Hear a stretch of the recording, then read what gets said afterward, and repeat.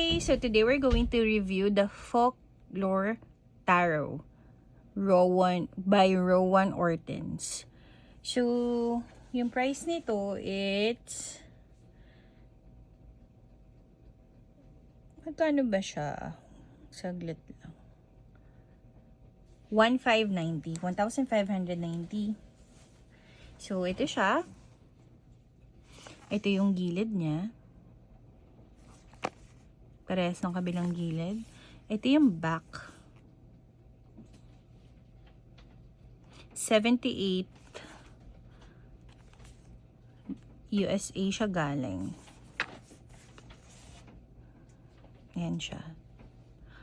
Oh, gawa lang pala siya ng 2023. Copyright ng 2023 lang. Let's see. So, ito yung guidebook niya. Wow, ang kapal ng guidebook niya, ha. At may mga pictures. Let's see. However, ayan, may reverse siya. May reverse meaning siya. At may pictures. Etch. Tignan natin sa minor arcana. Even minor arcanas, may picture siya. May lagayan din siya ng note sa dulo. But I don't see any spread na wala siyang spread sample. Ay, meron. May spread sample siya, pero isa lang. Ayan. Who are you? The situation. Ayan. So, ito siya. Okay. Let's start.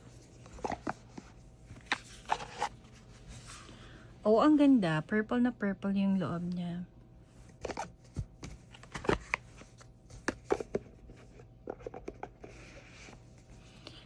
Reverse. Pag ni-reverse, okay lang. Hindi siya halata. Pwede siya sa reverse. Ang ganda ng back niya. Black and purple. Ang ganda ng combination. And yung gilid niya, it's matte gilded black. Ang ganda. Social.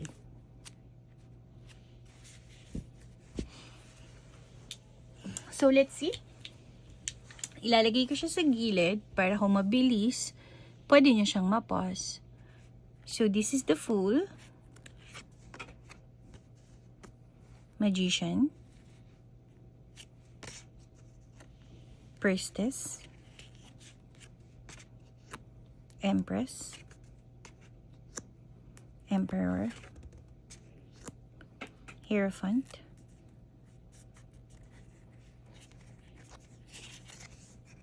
Lovers. So, may nakaano siya, no? Like this, Gemini, Lovers. May mga symbol siya sa baba ng zodiac. The Chariot, Strength, Hermit, Wheel of Fortune. Medyo dikit-dikit pa siya kasi bago. Justice, Hangman, Death, Temperance. Dragon yung Temperance niya. Devil, Tower, the Star. Hindi siya nakalagay ng Aquarius. Star lang. Moon, Sun. Medyo nakadikit pa siya, oh. Judgment. World. World niya, puno.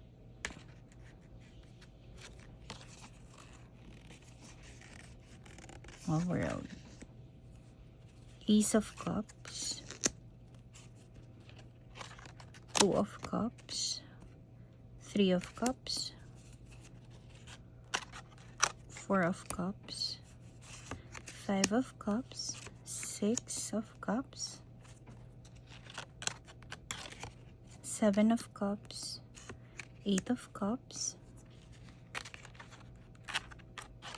Nine of Cups. 10 of Cups.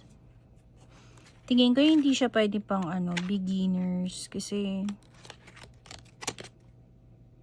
Page of Cups. Konti yung details. Queen of Cups. King of Cups. Ace of Cups. Ay, Ace of Pentacles na pala. Two of Pentacles. Three of Pentacles. This is for kinda advanced tarot reader na.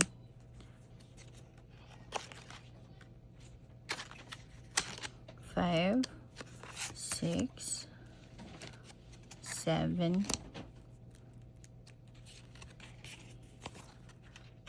8, 9, 10, Page, Knight, Queen, King, Ace of Swords, Two of Swords, Three of Swords,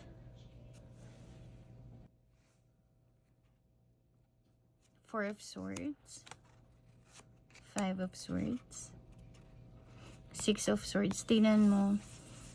Konti yung details niya para kapag beginner ka, hindi mo siya ganun may intindihan agad-agad.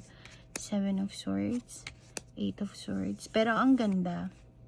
Nine of Swords, Ten of Swords, Page of Swords, Knight of Swords. Para kasi siyang naka-emboss yung mga image niya. Queen. Kita ba? King. Ace. Two of Wands. Three of Wands. Four of Wands. Five of Wands. Six of Wands. Seven of Wands. Eight of Wands. 9, 10. Page, Knight, Queen, King. So, ayun. Matte siya. Quality. Okay lang din yung quality niya. Hindi siya manipis. Hindi rin siya ganun kakapal. Tama lang. Try natin shuffle. Kahit na matte siya. Yung likod at harap niya, hindi naman ganun ka-matte. Kaya maganda siya i-shuffle. Tignan natin kung pag ganito. Okay lang din. Nice.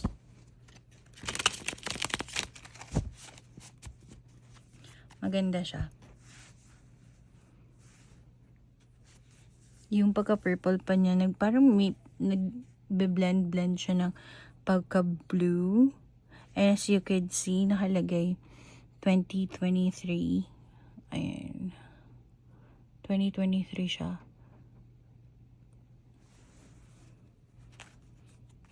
Okay siya for me, for the advanced readers. Hindi ko siya nire-recommend for the beginners. Folklore Tarot.